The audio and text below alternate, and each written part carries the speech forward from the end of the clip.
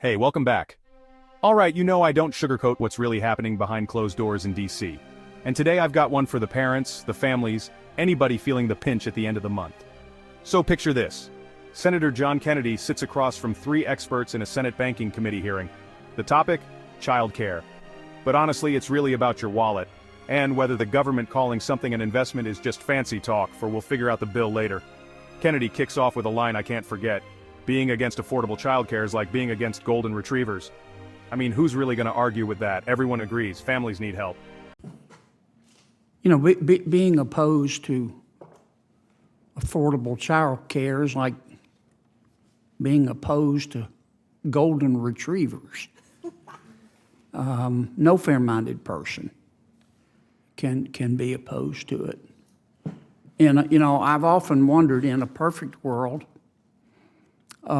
what the numbers would look like if we could somehow measure the lost productivity from not having child care for people that's affordable and available. That's the other problem. Can you find child care? And my guess is that the benefits, we call that dynamic scoring, the benefits would outweigh the costs.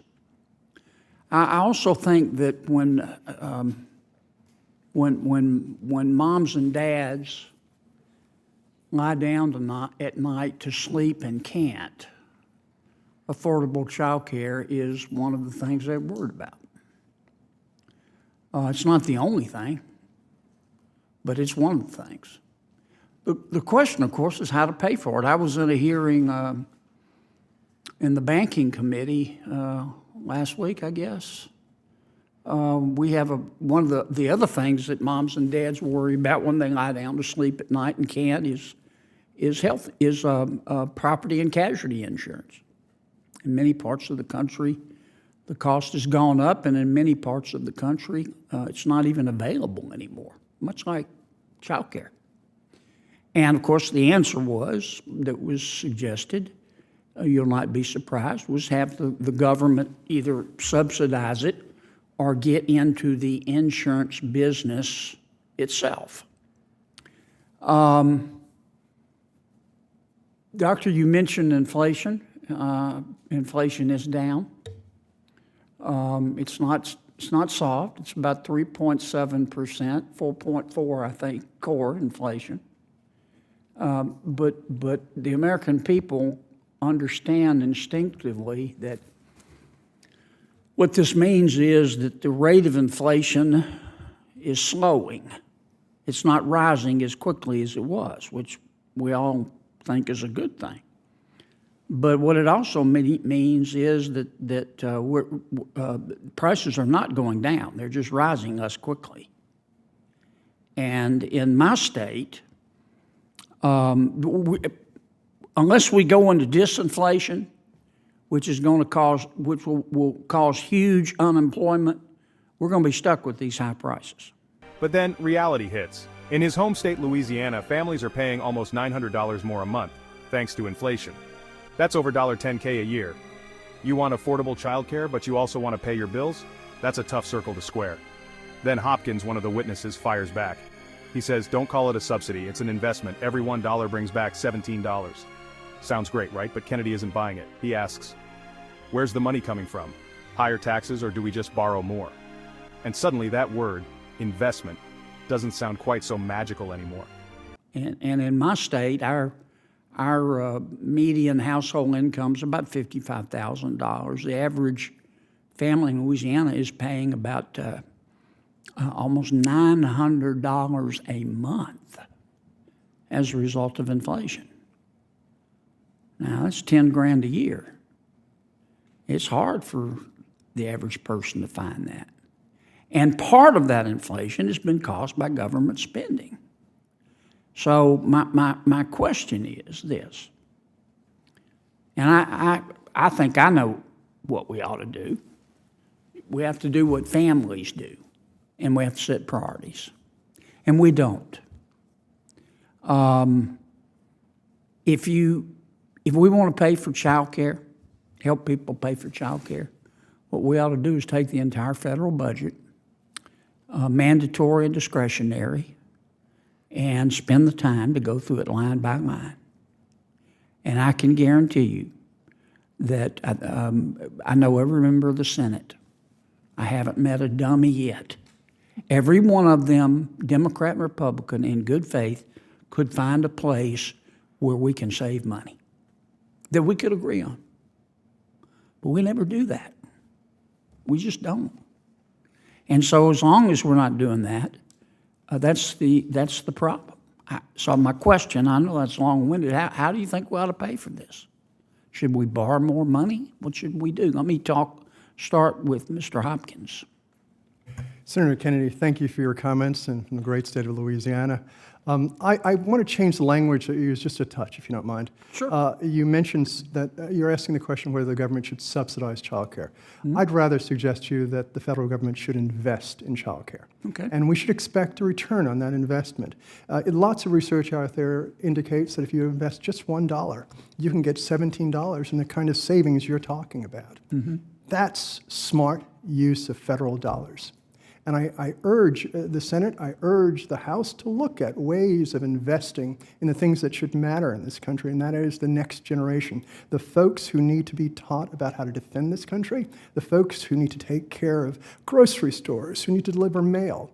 That's an investment in the people of this country.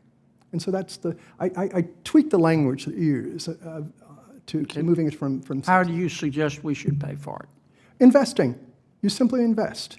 It's like, let me put it to you this way. If I have $10 Let me in put my... it another way, where do you think we should get the money? It's called the Treasury. Where do you think Treasury should get the money? It gets it from the folks who have to pay the taxes, who have to work, and they can't work without Do you child care. think we should raise taxes, or should we borrow the money? Oh, I think you should do what it takes to get the proper Well, investment. those are the only two choices. But would you borrow money to have a great investment of 17%? Well, of course, Mr. Exactly. Hopkins, but it begs the question. Yes. Because nobody around here ever stands up and says, I've got a lousy idea and I need money for it. It's always couched as an investment. Helping people pay property and casualty insurance, helping them find it is an investment as well. But sooner or later, you get down to the hard choices where, I mean, we are running big deficits, and deficits do matter. And our spending has contributed to inflation. It's not the only reason. Now, Hardy runs a childcare business. Kennedy asks her, what if you told your bank a loan was just an investment, no real plan to pay it back? She doesn't flinch. She says, this is life or death for families. And in that moment, you can feel the tension. But here's where it gets real. Another expert lays it out. If we want more federal revenue, we'll need higher taxes. She points out, we've tried massive tax cuts for decades. Childcare, still expensive. Insurance, still a mess. So why not try investing in families for once? That's when the room goes silent.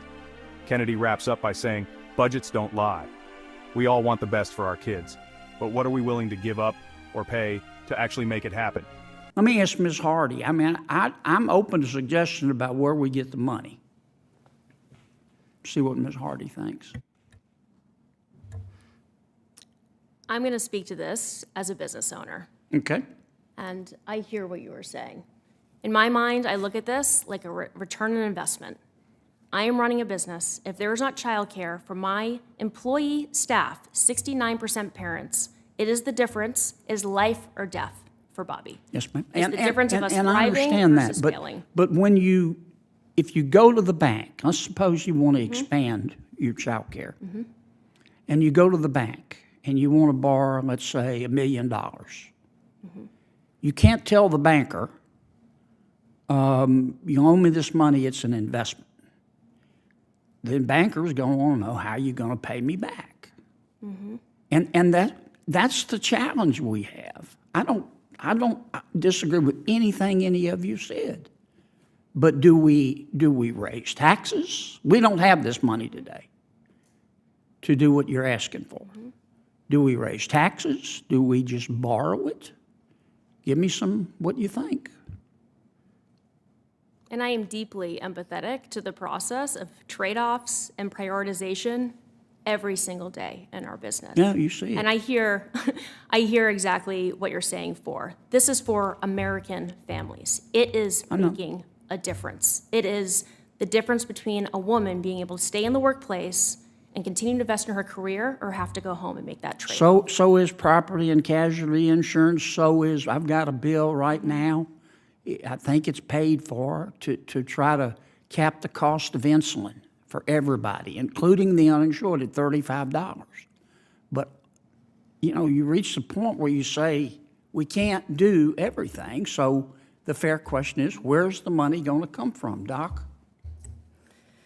The majority of federal revenue comes from taxes, so if you need more money, you'll have to raise taxes. I'll remind you, sir, that we have had 2 massive trillion-dollar tax cuts in the past 20 years, and they have done nothing to make child care more affordable. They have done nothing to help the casualty and property insurance that you were talking about today. They have not been invested in children, and we have not seen that return.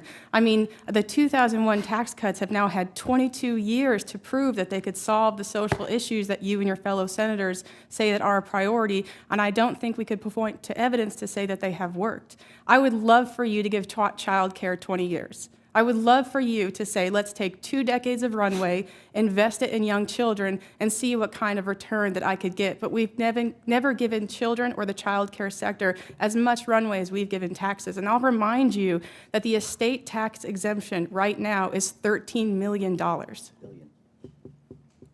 Well, let me say thank you for the honest answer. Raise taxes. In another venue, perhaps, or another time, we can